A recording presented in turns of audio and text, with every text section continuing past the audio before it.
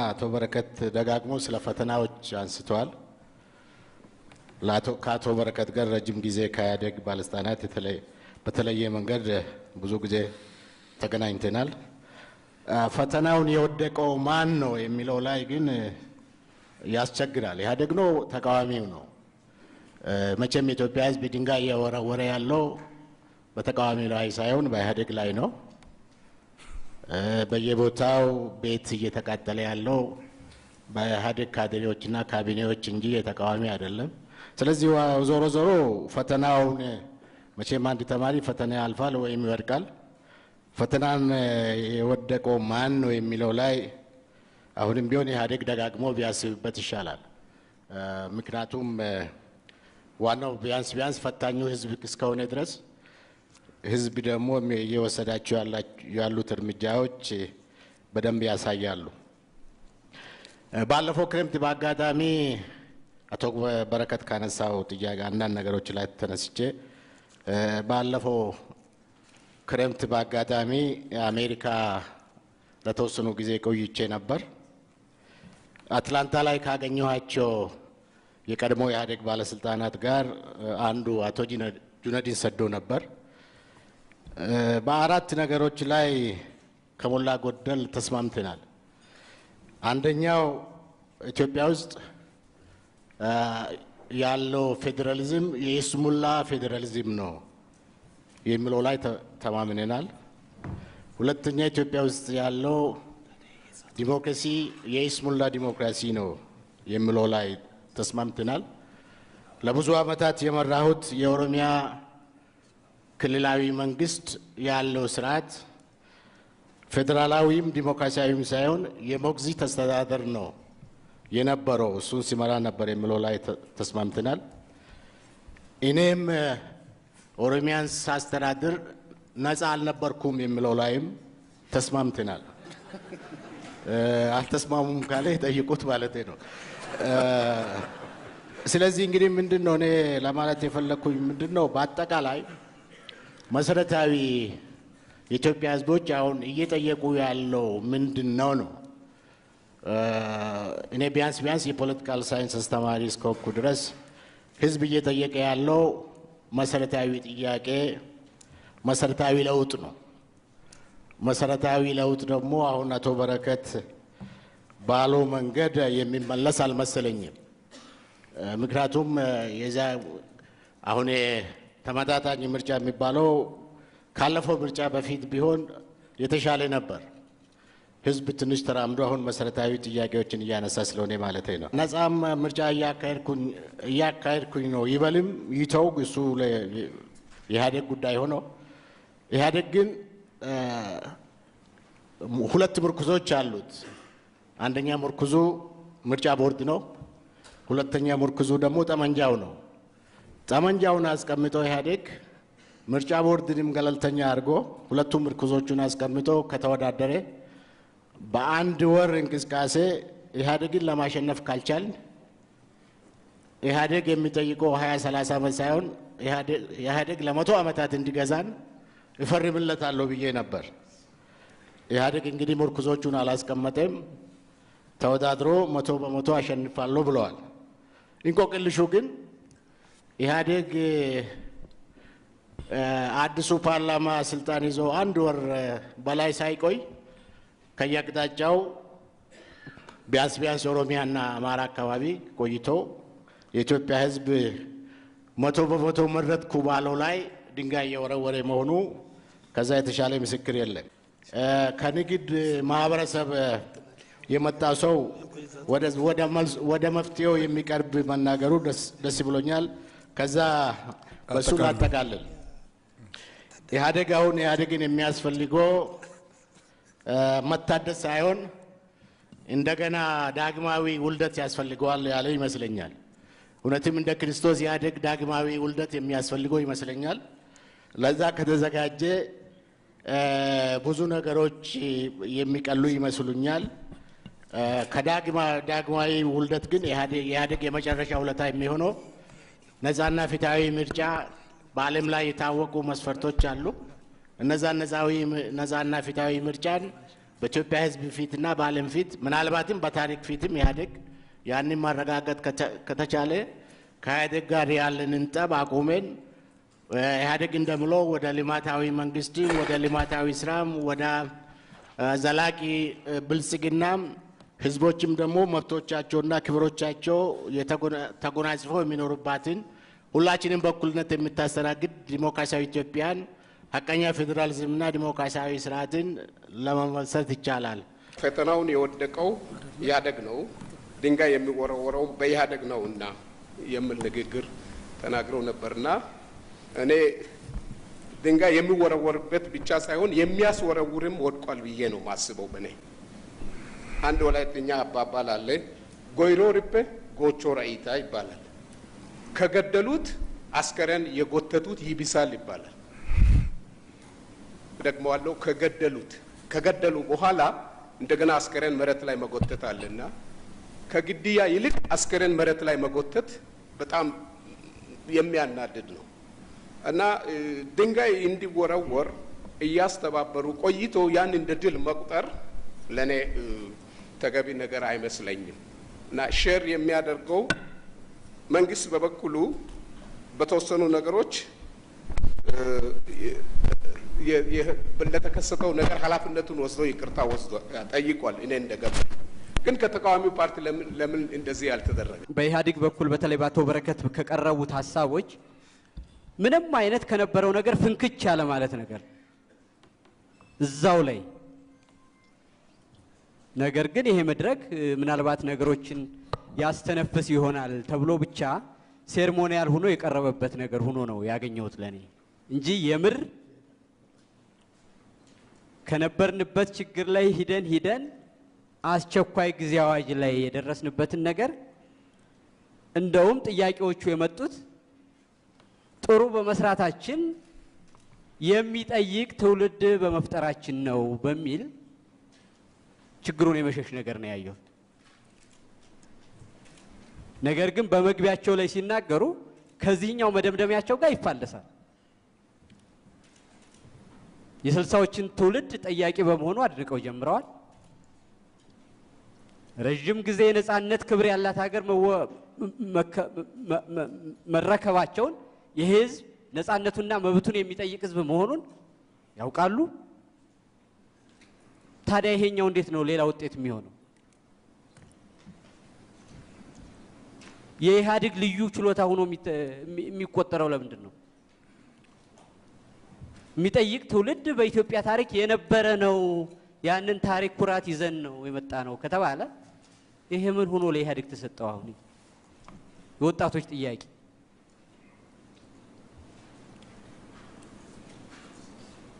የስልሳዎቹ ትውልድ አልጠየቀም? የኢትዮጵያ ህዝብ ሉዓላዊነቱን ለማስከበር ሲል አድዋ ድረስ ከየትኛውም ከገጠር በባዶ እግሩ አልሄደም?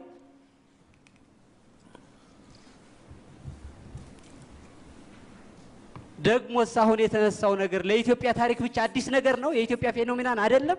የዓለም ፌኖሜናን አይደለም? ይሄ አሁን የተነሳው ነገር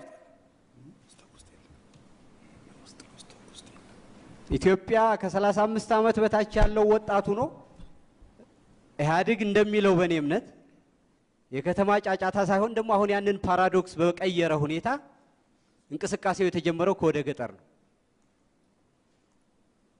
አዲስ አበባ ላይ አይደለም።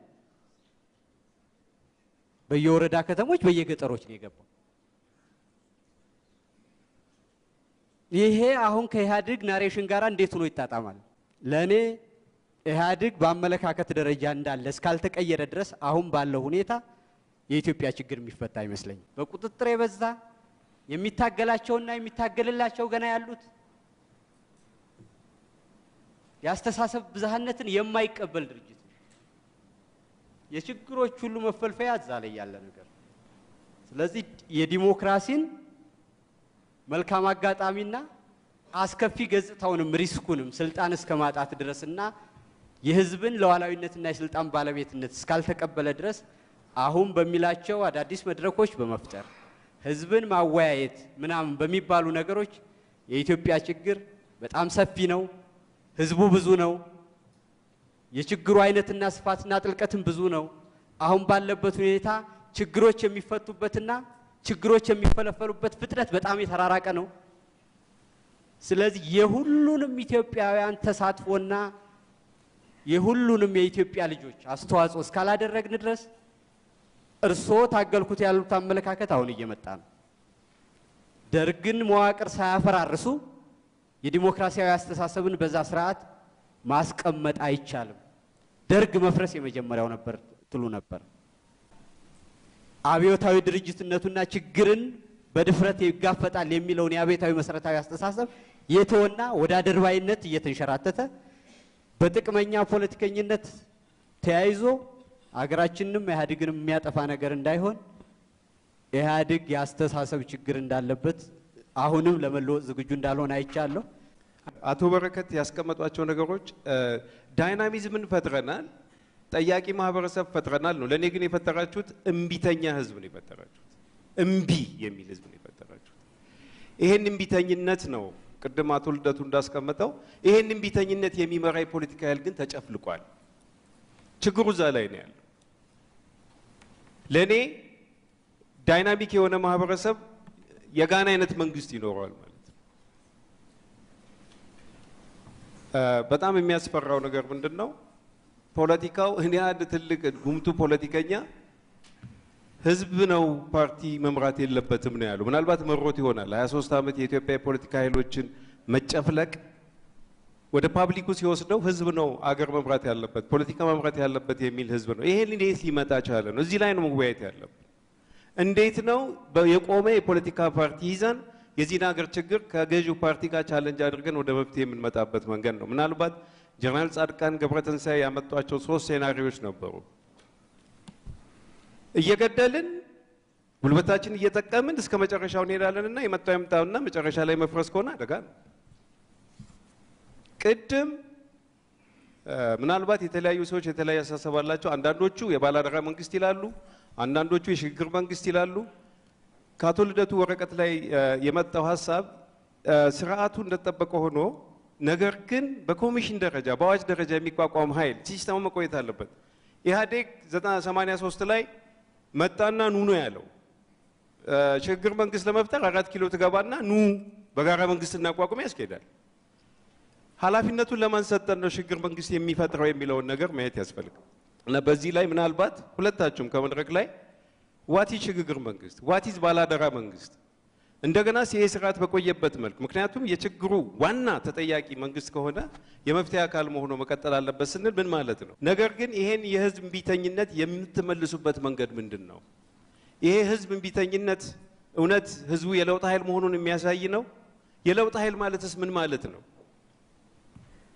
ትልቁ ጥያቄ ህዝቡ የለውጥ ኃይል መሆን አለበት ማለት ነው እንጂ ወልደየስ መስዋዕት አድርጎ ገብረየስ ነፃ የሚወጣበት ሀገር አለ ምትፈጥረው ነፃ ስሊን ፕሪንሲፕል ዲሞክራሲያዊ ስርዓቱን ኡኔ ማድረጉ ጉዳይ የሁሉንም ጠጠር ይፈልጋል። ይሄ ህዝብ የለውጥ ኃይል ሆኖ ጠጠር እንዲያስቀምጥ የተመቻቸ መደላድል መፈጠር መቻል አለበት ነው። ያ ሲሆን ሁሉም ያገባዋል። አሁን አብዛኛው ሰው በታዋቂነቱ በተለያየ መልክ የመጣ ነው አያገባው። እንዲያቶም እንደ ለውጥ ምን ያደርግላል? ኢትዮጵያ ተቆንጥራ ተሰጥታለች አርፈ ቁጭ በል የሚል ማህበረሰብ የተፈጠረበት መንገድ እንዴት የለውጥ ኃይል እናደርጋለን በሚለው ላይ በጣም መታሰብ አለበት ብዬ አስባለሁ። የነጻ ሀሳብ ማንሸራሸሪያ ቦታ ጥበት የፈጠረው ፌስቡክን ወደ መዝጋት የሚሄድ መንግስት ከሆነ መንግስታችን አሁንም የዲሞክራሲ ስርዓቱ የኋልዮሽ ጉዞ አንድ መገለጫ ነው። ስለዚህ የዲሞክራሲ ስርዓታችንን ወደ ኋላ አልሄደን ብለን የምንከራከረው ወገኖች በርግጥ በትክክል ያለውን ነባራዊ እውነታ በትክክል እንገነዘባለን ወይ? አሁን የመንግስትና የፓርቲ ልዩነት እስከሚያስቸግረን ድረስ በተፈጠረበት ሁኔታ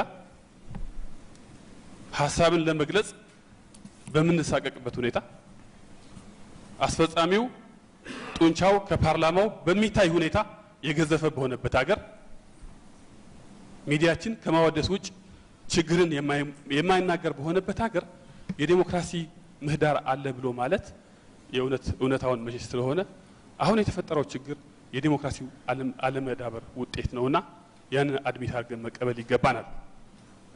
ቅድም ሲቀርብ ኢህአዴግ ሲነሳ የኢትዮጵያ ችግር ካለ ዲሞክራሲ አይፈታም። በጣም ጥሩ። የኢትዮጵያ ችግር የሚፈታው ባልተማከለ አስተዳደር ነው። በጣም ጥሩ። ያሆኑ አለ ወይ? ያልተማከለ አስተዳደር ነው ያለው ወይስ የስልጣን ክምችት ነው ያለው? እስኪ እያንዳንዳችን ዞር ብለን ውሳኔ የምንሰጥባቸውን የምንመራቸውን ተቋማትና ስራዎች እንቁጠር። እያንዳንዶቻችን ከትንሹ የፓርቲ ሴል ሊቀመንበርነት እስከ ትልቁ ሚኒስተርነት 7 8 5 6 ስልጣን በአንድ ሰው እጅ እንደሚገኝ ብዙዎቻችን ላይ እርግጠኛ ነኝ። ይሄ ባለበት ሁኔታ የምንናገረው ነገር ትክክል አይመስለኝም ብዬ አስባለሁ። ተቃዋሚ ፓርቲዎች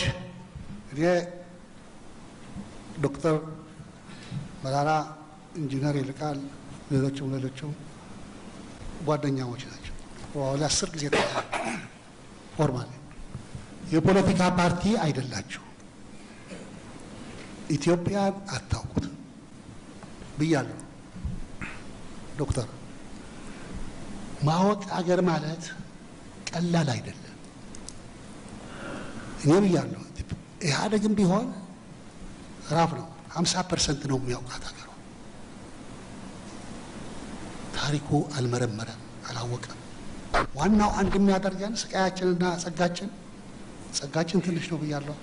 ይሄ ብናውቀው ጥሩ ፖለቲካል ፓርቲ ልንመሰርት እንችላለን። እና የፖለቲካ ፓርቲ ኤክሴፕት 1 ወይም 2 ብያለሁ፣ አብረን ነው የምናወራው ብዙ ጊዜ። እና ይሄ አሁንም እላለሁ፣ ግን ምንድነው የፖለቲካል ስታንዳርድ የሚለው እሱ ማወቅ ነው። ስለዚህ በመጨረሻው ግን በዚህ ግርግር ስንሄድ ግርግር ውስጥ ነው ያለነው። አት ዘ ኤንድ ኮር ፖለቲካል ፓርቲስ ክላስ ቤዝድ የሆኑ ሊመጡ እንደሚችሉ እገምታለሁ። ኢህአዴግ ደግሞ ራሴ ማጥፋት አለብኝ፣ የኔ ድል ራሴን ማጥፋት ነው ብለዋል። አለማቋረጥ እገዛለሁ አይደለም፣ መጥፋትም ያለበት ነው። መጥፋት አለብኝም ብለዋል። የኔ ድል የኔ መጥፋት ነው። ባለቤቶቹ የካፒታሊዝም ባለቤቶች ላባደሩና ባለሀብቱ መምጣት አለበት። ከኢህአዴግ ጽሕፈት ቤት ስለመጣሁ ምናልባት ከኢህአዴግ በጥልቀት መታደስ ጋር ተያይዞ አንዳንድ የተዛቡ ነገሮች ስላሉ እነሱን ለማስተካከል በመጀመሪያ ሞክራለሁ። ኢህአዴግ በጥልቀት መታደስ አለብን ብሎ ሲያስቀምጥ በመጀመሪያ የተመለከተው ውስጣዊ ችግሮችን ነው። ውጫዊ ሁኔታዎችን አልተመለከተም። ይሄ አሁን የተፈጠረው ሀገራዊ ችግርም ይሁን በድርጅታችን በውስጥ የተፈጠሩት ፈተናዎች ምንድናቸው? እነዚህን ለመፍታት ምን አይነት ዝግጅት ማድረግ አለብን ብሎ አስቦበት ያካሄደው የተሐድሶ ንቅናቄ ነው። ይሄ ንቅናቄ በመሰረቱ ድሮም ቢሆን ለፖለቲካ ስልጣን ያለ ለመንግስታዊ ስልጣን ያለ አተያይና አመለካከት ድሮም የተዛባ ነው የነበረው። በነበሩ ስርዓቶች ውስጥ ሲሾም ያልበላ ሲሻር ይቆጨዋል የሚል ብሂል የነበረበት አገር ነው። ከዚህ ብሂል ለመውጣት የሚያስችል ኢህአዴግ ጠንካራ የሆኑ የራሱ እሴቶች ነበሩት። ስልጣን የህዝብ መገልገያ መሳሪያ የማድረግ እሴት ይዞ የተጓዘ ድርጅት ነው። በሂደት ግን በትግሉ ባጋጠሙት ውጣ ውረዶችና ፈተናዎች የስልጣን አተያይና አጠቃቀም በራሱ በድርጅት ውስጥም የተዛባ ነገር እየሆነ የመጣበት ሁኔታ ነው በጥልቀት የገመገመው። ከዚህ በመነሳት በመንግስት ስልጣን አተያይና አጠቃቀም ላይ የተዛባ ሂደት በውስጣችን አለ፣ ማረም አለብን የሚል አንድ መሰረታዊ ነገር ነው ያስቀመጠው። ስልጣንን ለህዝብ ከመገልገል ይልቅ ለራስ ጥቅም የማዋል አባዜ በመዋቅሩና በየደረጃው ባለስልጣን እየታየ ስለሆነ ይህንን ማረም ይኖርብናል የሚል ነው አንዱ መሰረታዊ ነገር ያስቀመጠው። በተለይ በኢኮኖሚ መስክ ብዙ የተሰራውን ያህል ህብረተሰቡ ተጠቃሚ ለማድረግ ብዙ የተጣረውን ያህል ነገር ግን ተጠቃሚ ያልሆኑ የህብረተሰብ ክፍሎች አሉ። አሁንም ተጠቃሚ ያልሆኑ እንደምንለው ወጣቱ፣ ሴቶች ምናምን ልናነሳ እንችላለን። አሁንም በድህነት ውስጥ አረንቋ ውስጥ የሚማቀቁ ዜጎቻችን አሉ እና ከመጣው እድገት ተጠቃሚ ያልሆኑ አንዱ ችግር ይሄ ነው። ሁለተኛው ራሱ እድገቱ የፈጠራቸው ደግሞ አዳዲስ ጥያቄዎች አሉ። አዳዲስ ዲማንድስ አሉ። ግን ደግሞ እነዚህን በሚገባ ሳትስፋይ ሊያደርግ የሚችል ሳፕላይ ያለመኖር ደግሞ ችግሮች አሉ። ይሄ ሁለተኛው ችግር ነው። ሶስተኛው እንቀይረዋለን ካልነው ስርዓት ያልነውን ፖለቲካ ኢኮኖሚ የኪራይ ሰብሳቢነትን ፖለቲካ ኢኮኖሚ በመቀየር ረገድ የተሄደበት ርቀት ውስን መሆኑ እዚህ ላይ ሙሉ በሙሉ የኪራይ ሰብሳቢ ኢኮኖሚን የመቀየር ሳይሆን እንዲያውም አልፎ አልፎ እሱ እንዲጎለብት የሚያደርጉ ሁኔታዎች መፈጠራቸው የሶስተኛው ችግራችን ነው። አራተኛው የአመራሩ ችግር ነው። አመራሩ እነዚህ ሁሉ ችግሮች እየቆጠረ በየጊዜው ራሱን እየገመገመ ራሱን እያረመ ለውጥ ለማምጣት ብዙ ጥረቶች ያደረገ ቢሆንም ላሉ ችግሮች መፍትሄ ለመስጠት የተንቀሳቀሰ ቢሆንም ግን የሚሰጣቸው የነበሩ መፍትሄዎች እስካሁን ሲሰጣቸው የተጓዙ መፍትሄዎች ከችግሩ የማይመጡን መሆናቸው ችግሩ ሙሉ በሙሉ የሚፈቱ አለመሆናቸውና የሚዘገዩ መሆናቸው ይሄ ችግር አለ። እነዚህ አራት ችግሮች አሉ። ኢህአዴግ እነዚህ አራት ችግሮች በዝርዝር ገምግሞ እነዚህ መፍታት አለብኝ ብሎ ተነስቷል። ይሄን ለማድረግ በጥልቅ የመታደስ እንቅስቃሴ ውስጥ ገብቷል። በጥልቅ የመታደስ እንቅስቃሴው አሁን ግልጽ መሆን የሚኖርበት በስብሰባ አዳራሽ ውስጥ ሆኖ ኢህአዴግ በመምከር ብቻ የሚያደርገው ነገር አይደለም። ከጥልቀት ከመታደስ ይልቅ እንደገና ይሰራ ያሉት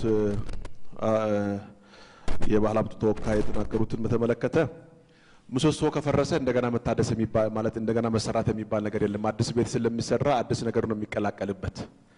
ነገር ግን ወደ ምሰሶቹ ተመለሱና በትክክለኛው መንገድ እሳቸው የገለጹት የቡድንም ሆነ የግል መብቶችን አስተሳስሮ ህዝቦች ወደሚጠቀሙበት ወደ ታችኛው ደረጃ እስከ ቀበሌ ድረስ የወረደ ተጨባጭ የሆነ ፌደራሊዝሙ መሬት አስነኩት።